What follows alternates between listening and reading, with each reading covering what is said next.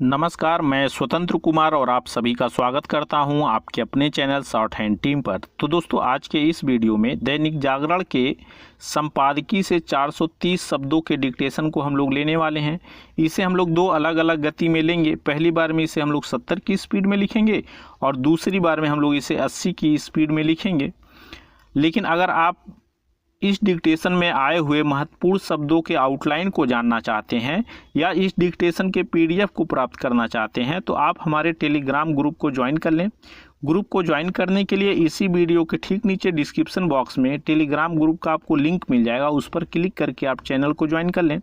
वहां से ज्वाइन करने में अगर आपको प्रॉब्लम आ रही है तो आप सीधे अपने मोबाइल में टेलीग्राम ऐप को ओपन करें और वहाँ शॉर्ट हैंड टीम लिख करके सर्च कर लें और सर्च करके भी आप ग्रुप को ज्वाइन कर सकते हैं। तो 70 की स्पीड में आपका डिक्टेशन स्टार्ट होगा 5 सेकंड के बाद। तब तक के लिए आप रेडी रहें।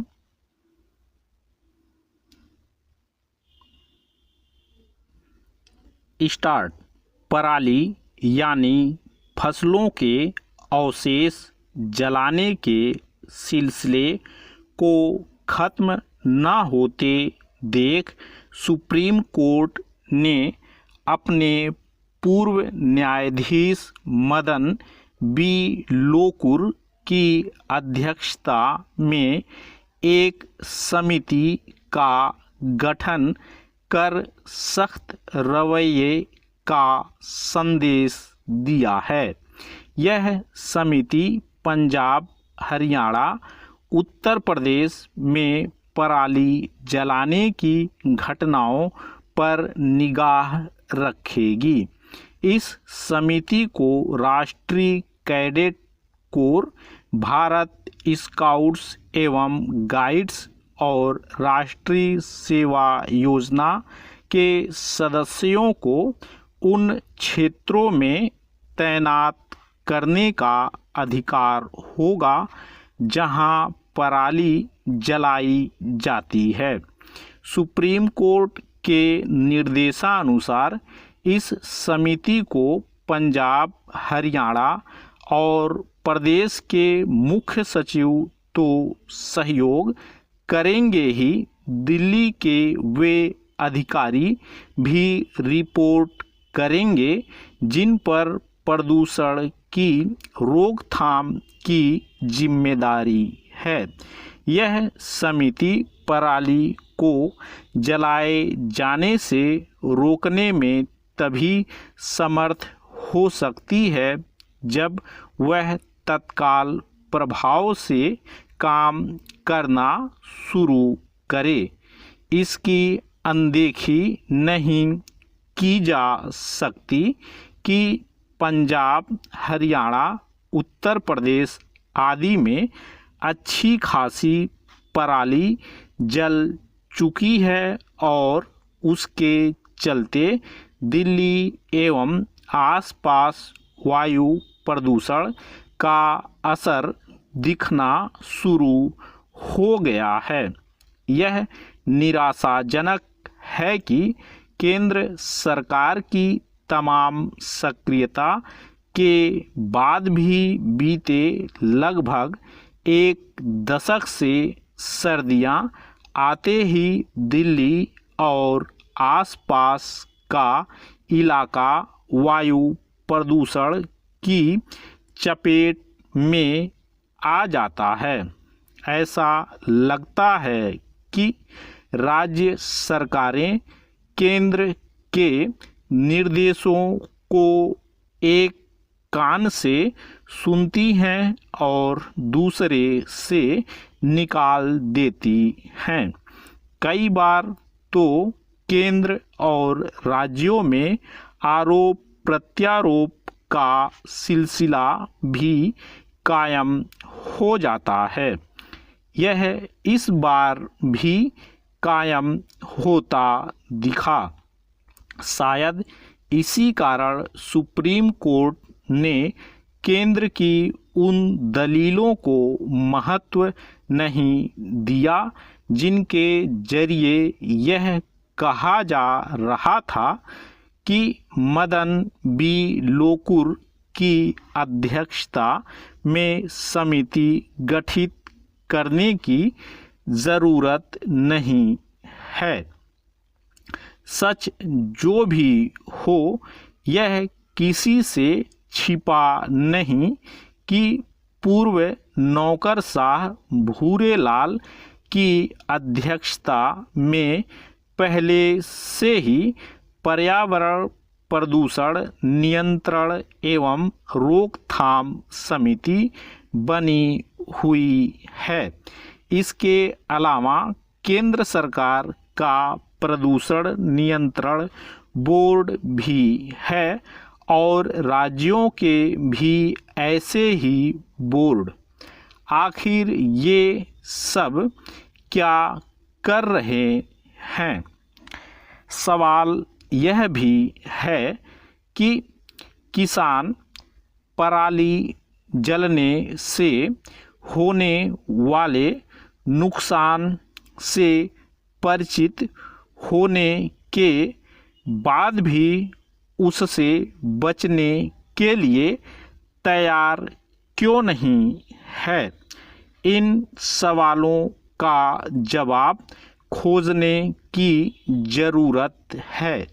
इसी के साथ सर्दियों में दिल्ली और आसपास के क्षेत्र को त्रस्त करने वाले वायु प्रदूषण की रोकथाम तक ही सीमित नहीं रह जाना चाहिए। जब यह एक तथ्य है कि सर्दियों में उत्तर भारत का एक बड़ा इलाका वायु प्रदूषण की चपेट में आ जाता है, तब यह ठीक नहीं कि केवल एक सीमित क्षेत्र के पर्यावरण की चिंता की जाए। स्टॉप। दोस्तों इसी डिक्टेशन को आखिरी बार में हम लोग 80 की स्पीड में लेंगे और आपका समय स्टार्ट होगा 5 सेकंड के बाद। तब तक के लिए आप रेडी रहें।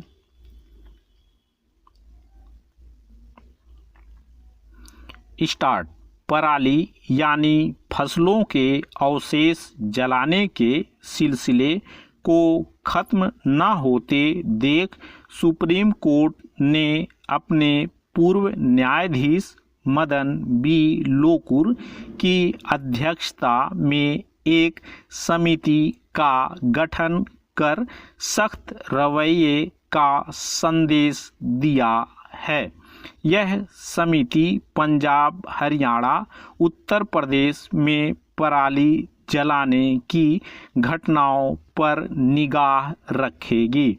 इस समिति को राष्ट्रीय कैडेट कोर, भारत स्काउट्स एवं गाइड्स और राष्ट्रीय सेवा योजना के सदस्यों को उन क्षेत्रों में तैनात करने का अधिकार होगा जहां पराली जलाई जाती है।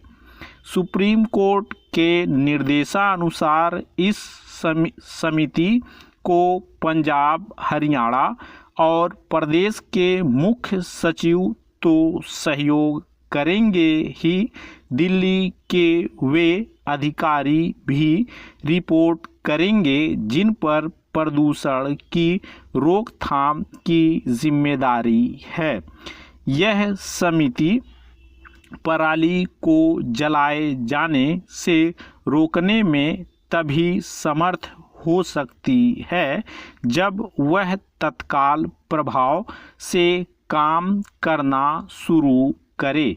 इसकी अनदेखी नहीं की जा सकती कि पंजाब, हरियाणा, उत्तर प्रदेश आदि में अच्छी खासी पराली जल चुकी है और उसके चलते दिल्ली एवं आसपास वायु प्रदूषण का असर दिखना शुरू हो गया है। यह निराशाजनक है कि केंद्र सरकार की तमाम सक्रियता के बाद भी बीते लगभग एक दशक से सर्दियां आते ही दिल्ली और आसपास का इलाका वायु प्रदूषण की चपेट में आ जाता है। ऐसा लगता है कि राज्य सरकारें केंद्र के निर्देशों को एक कान से सुनती हैं और दूसरे से निकाल देती हैं। कई बार तो केंद्र और राज्यों में आरोप प्रत्यारोप का सिलसिला भी कायम हो जाता है। यह इस बार भी कायम होता दिखा। शायद इसी कारण सुप्रीम कोर्ट ने केंद्र की उन दलीलों को महत्व नहीं दिया जिनके जरिए यह कहा जा रहा था कि मदन बी लोकुर की अध्यक्षता में समिति गठित करने की ज़रूरत नहीं है।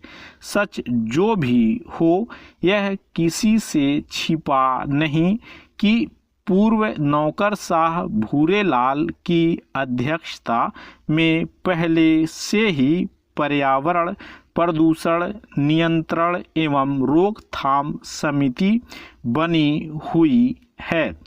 इसके अलावा केंद्र सरकार का प्रदूषण नियंत्रण बोर्ड भी है और राज्यों के भी ऐसे ही बोर्ड।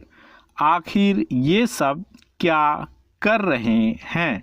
सवाल यह भी है कि किसान पराली जलने से होने वाले नुकसान से परिचित होने के बाद भी उससे बचने के लिए तैयार क्यों नहीं है?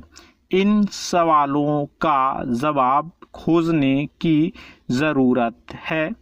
इसी के साथ सर्दियों में दिल्ली और आसपास के क्षेत्र को त्रस्त करने वाले वायु प्रदूषण की रोकथाम तक ही सीमित नहीं रहना चाहिए। जब यह एक तथ्य है कि सर्दियों में उत्तर भारत का एक बड़ा इलाका वायु प्रदूषण की चपेट में आ जाता है, तब यह ठीक नहीं कि केवल एक सीमित क्षेत्र के पर्यावरण की चिंता की जाए। स्टॉप। तो दोस्तों, इस तरह से आज का वीडियो हम लोगों का कंप्लीट हुआ। मेरा प्रयास अगर आपको अच्छा लगा तो कृपया इस वीडियो को लाइक शेयर ज़रूर कर दिया करें। चैनल पर नए हैं तो चैनल को सब्सक्राइब करके जस्ट बगल में आपको बेल आइकन मिलेगा, उसे भी प्रेस कर दें ताकि मेरे लेटेस्ट वीडियोज आपको समय समय पर मिलते रहें और आप घर बैठे संकेत लिपि को सीख सकें। धन्यवाद।